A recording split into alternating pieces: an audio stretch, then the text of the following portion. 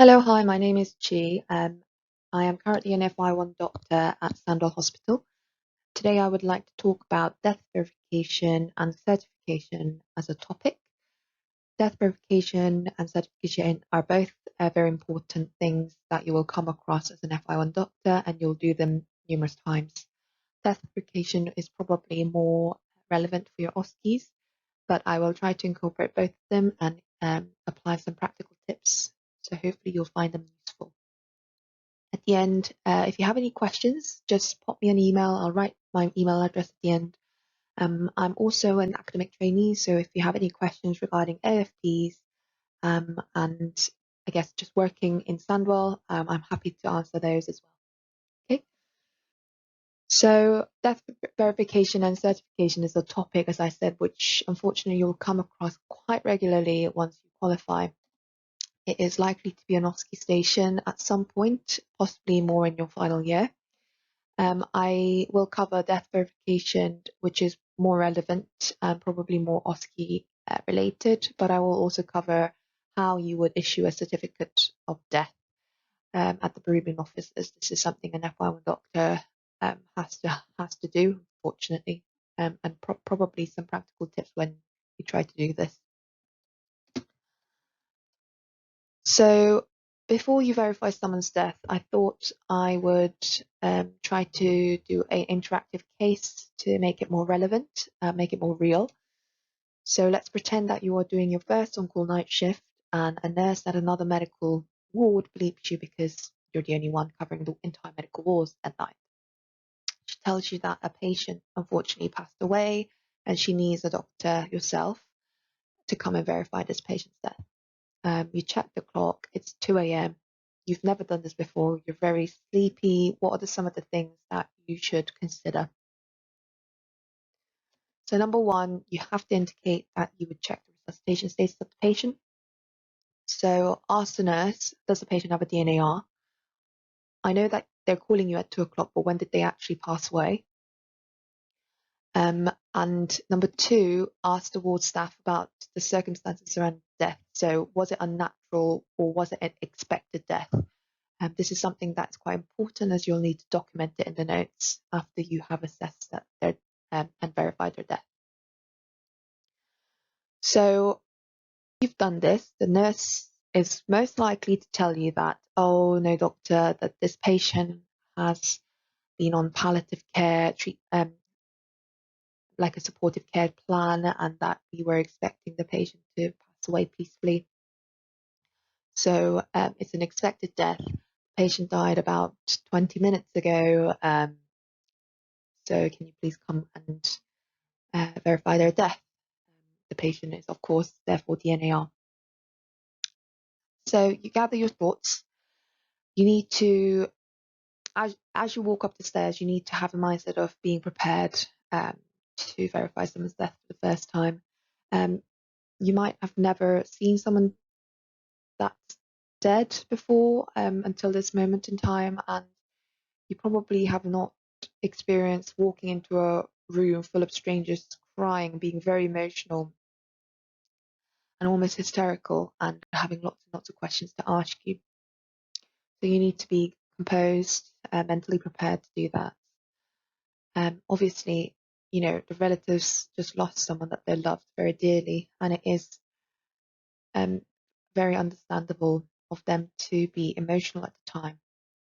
And as you walk in this room, you need to introduce yourself, offer your condolences, and explain that there is a need to confirm their death, and offer the opportunity to wait outside. It's quite important that you do this because the assessment that you'll carry out to verify someone's death might seem very strange to the family, almost cruel, especially when you're trying to get the response regarding the painful stimuli. So I think it's better if the family wait outside, and you would always offer that. And then at the end, after you verify someone's death, you would ask the family if they have any questions or concerns and gently direct them if it's anything clinical that you can't discuss with the family because you might not be the parent team that's looking after the patient and just an on-call doctor. then you would just advise and direct the family to speak with the parent team the next day or so. Or the nursing staff might be able to help regarding that as well. In real life, like many nurses, like this nurses, sorry, they might bleep you straight after that the patient has passed. So, you know, it is often advisable that you wait about an hour before you go and verify their death. There are mainly two reasons for this. It's one is that most importantly, the family might be there, and the family might want to spend some time with their loved ones before they say goodbye, and you're just honouring and respecting that.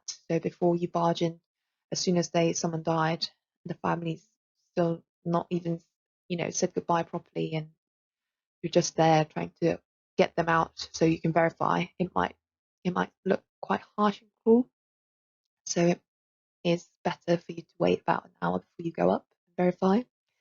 Another point from a more practical things is that when you go up, as soon as someone dies, you might still be able to hear noises like bowel gas sounds. So it might confuse you when you first examine a patient after they died as a newly qualified on-call doctor.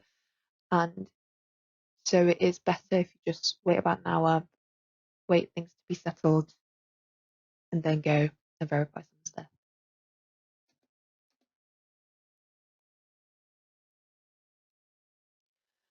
So these are the steps that you should follow to verify someone's death.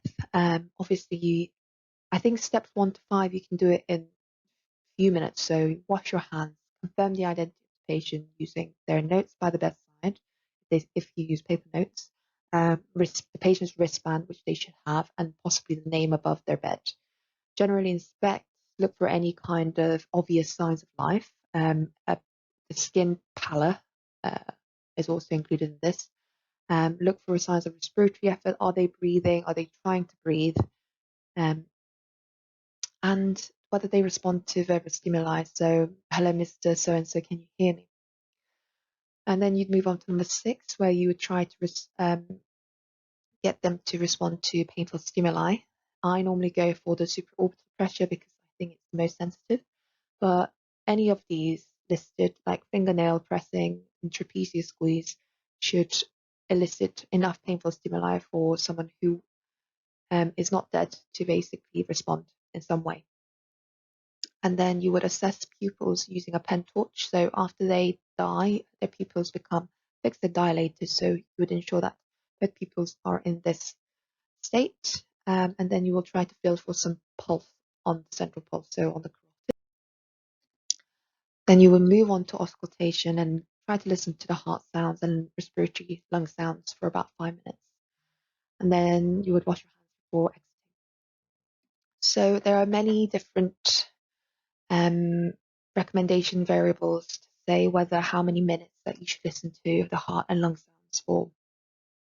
I don't think it really matters as long as you do a minimum of 1 minute and probably a maximum of 5, because what you're aiming to do is that you auscultate enough to fully establish that irreversible cardiorespiratory arrest has occurred.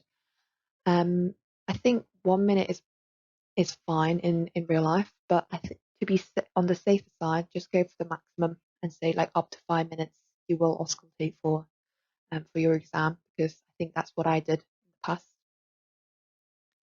So after you have verified the next room, you documentate everything that you have done in the stepwise fashion. So you would put death verification at the top of so-and-so, the patient identity.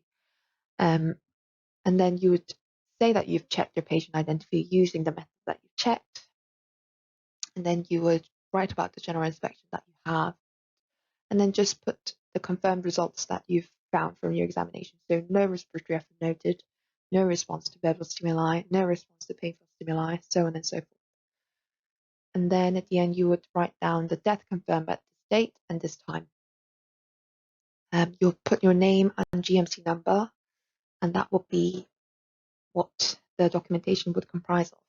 So if it was me, I put FY1 Dr. Han or FY1 Dr. Chian Han, GMC number, your digits. So after you have documented, you would let the nurses know in the ward, the nursing staff that's looking after the patient directly, or the ward manager, to let them know that you have verified their death. So the nurses normally carry out like last services and make sure that their body is clean and stuff like that. So after you verify. If patient's family is not around for any reason, then ensure that they are notified, and you normally tell the nurses that, make sure to inform the family of the deceased. Nurses are very used to doing this, and they probably have done this before you have verified already, but just to let them know. During the pandemic, often patient's family wouldn't be able to come in. So actually, you didn't see that many relatives, but once you qualify, I assume you'll see a lot more relatives in scenes like this. So this is essentially the bulk of what death verification is, and often you might be the on-call doctor middle of the night verifying a patient's death that you've never ever met. And if this is the case, the next section I'll talk about death certification, and you probably won't be the doctor doing the death certification. In COVID time, it was a bit different in the sense that you could do it, but normally, as a rule of thumb, it will be the parent team that has interacted with the patient the most during the time that they were alive. And also the parent team doctor should discuss with the consultant who was looking after that patient regarding the causes of death. That's why if you were the on-call doctor, that's why it's common practice and very important for you to write your GMC number after you verify someone's death, just in case the case does go to coroners or something. The parent team doctor, when they're filling out the certification, and when they have to do the coroners, they might need your GMC number because you're the person that verified that their death as a formality. So yeah, it's important to document everything very accurately and clearly, including your GMC number. So that's certification, also called Medical Certificate of Cause of Death, so MCCD.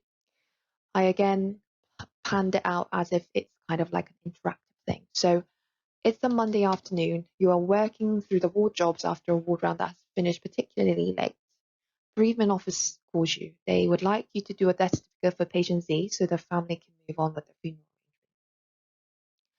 Now, it's a very common scenario, unfortunately. So after the weekend, you come in Monday, it's very busy, the ward round finishes later than usual, there are new patients on the ward, you're running around trying to do all your jobs, and bereavement office calling you at 2 o'clock to do a certificate for someone who has passed away might not be on your priority list at the top. But obviously it is very important and very respectful thing for the family for you to do, so they can move away and do the funeral arrangement that they want for their loved ones. So you should do it as quick as you can. And there are some tips that you can consider in order to quicken this process. So when you get to work on Monday after a weekend, just quickly skim through the ward list to see if there was anyone that you don't see anymore. For example, if there was a patient that's palliative and you know that they might have died, if they're not on the ward list, then that means that they might have already passed away.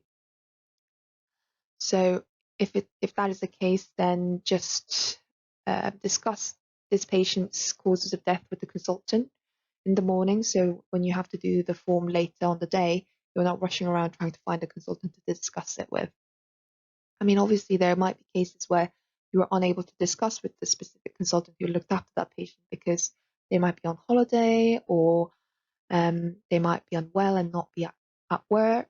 In this case, you can discuss it with medical examiner, as medical examiners are the consultants of all different specialties, and they are there to double check everything. So essentially, they want to make sure that the causes of death that you're putting on the death certificate is correct, is definitely the right causes for this particular patient's case. So they would go through all the notes of when the patient was admitted, and they would speak with the family to confirm things and confirm that there weren't any suspicious unnatural causes of why they might have passed. So if you can't discuss it with your main consultant, then you can discuss it with the medical examiner as well. And they are very helpful, and they will be able to guide you through the process of completing a certification as well.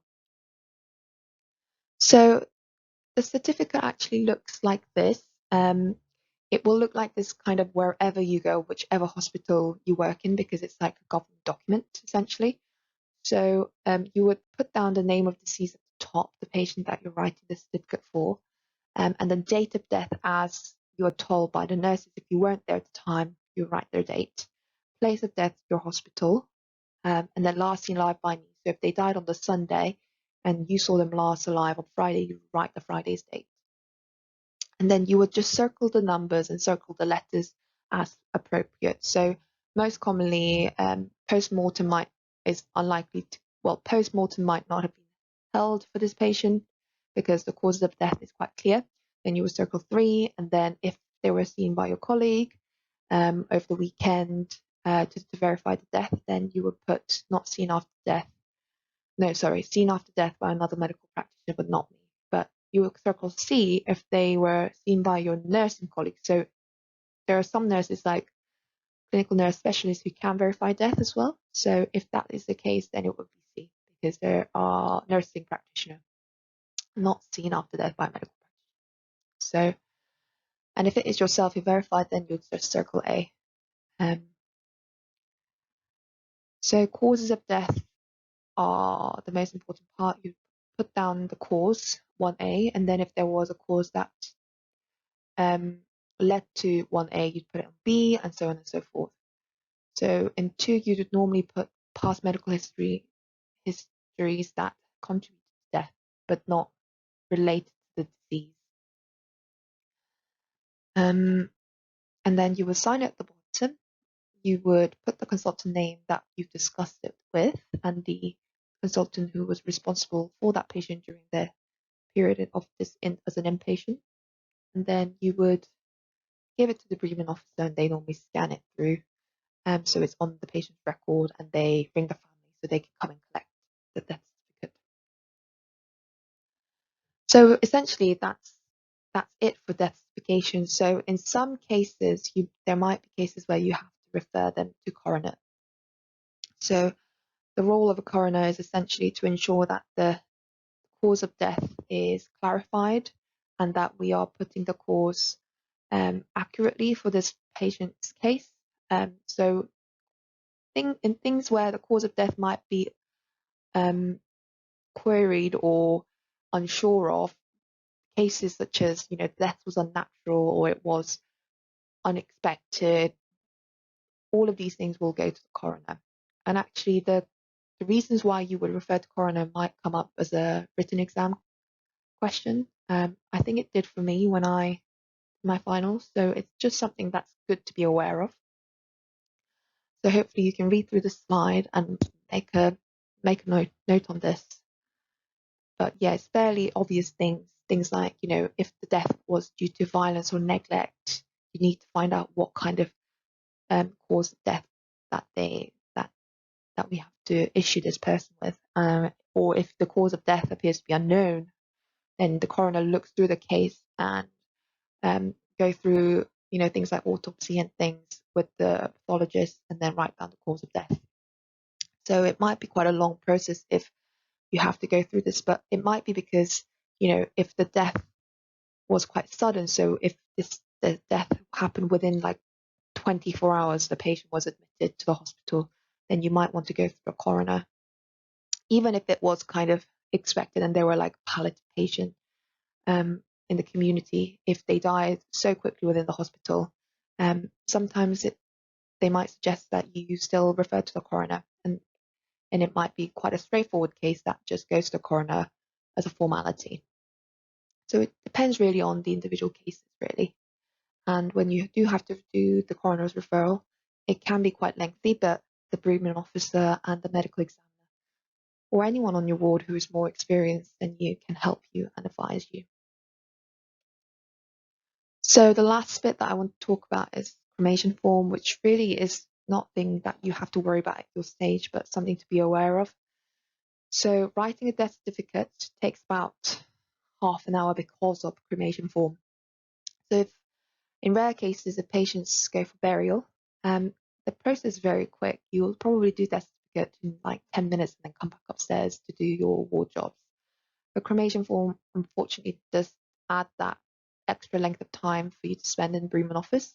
And it also means that you have to go down to the mortuary to check the body to ensure that there's no pacemakers or any implantable devices in the body that can explode the crematorium, which would be terrible.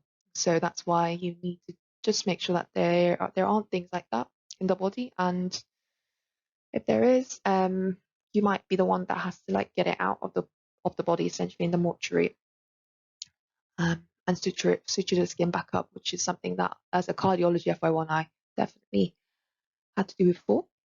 So just something to be aware of. And after you've examined the body, there's a part within the cremation form that says that you've done the external examination to check for the implantable devices. So yeah, it's just something to be aware of. And there's a second part of the crem form where the consultants will also have to fill out. Normally the medical examiner who is looking through the case will do the second part of the cremation form. So yeah, again, if you have any question regarding this, just ask your colleagues or bereavement office officer. They should be able to accommodate and help you with that. But overall, this lecture was on death verification, or known as death verification or death confirmation. And I briefly talked about the certification part as well, which you will definitely have to do as an FY1. So I hope you found that quite useful. If you do have any questions regarding the presentation, or you want to ask any questions regarding applying for AFP, then please email me on chian.han1@nhs.net. Thank you for listening. Good luck and goodbye.